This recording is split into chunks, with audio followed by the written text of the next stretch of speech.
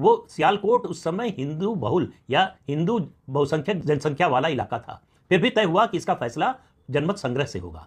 जनमत संग्रह की तारीख तय हो गई, वोट का तरीका तय हो गया और तारीख और जो है समय तय हो गया। जब मतदान शुरू हुआ तो मुसलमान सुबह से उठकर लाइन में लग गए और सबसे पहले वोट देकर आए।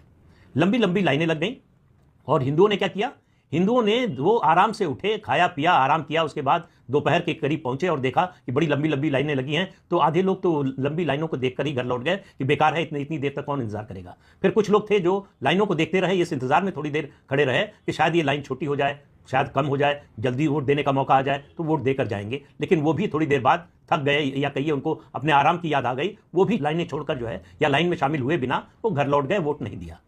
इस जनमत संग्रह का नतीजा यह आया कि 55,000 मतों से यह प्रस्ताव पास हुआ कि सियालकोट को पाकिस्तान में शामिल किया जाए। सियालकोट भारत में शामिल होते होते पाकिस्तान में चला गया। मालूम है क्यों? 1 लाख हिंदुओं ने वोट नहीं किया।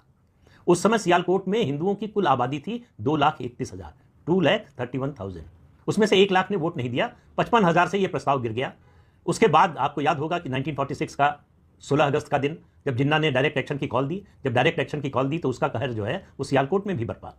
हिंदू औरतों की इज्जत लूटी गई, उनकी हत्या की गई, बड़े पैमाने पर कत्लेआम हुआ और जो लोग आराम करने के लिए घर गए थे वो हमेशा के लिए आराम की नींद सुला दिए गए।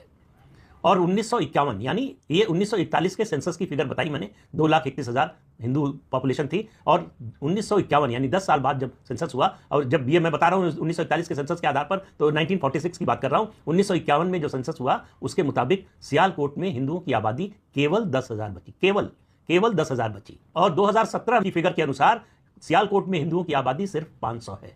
आज पता नहीं एक भी हिंदू वहां है या नहीं है। उस दिन अगर हिंदुओं ने, सियालकोट के हिंदुओं ने वोट दिया होता तो सियालकोट हिंदुस्तान में होता और वहां जो हिंदू थे वो सब जिंदा होते।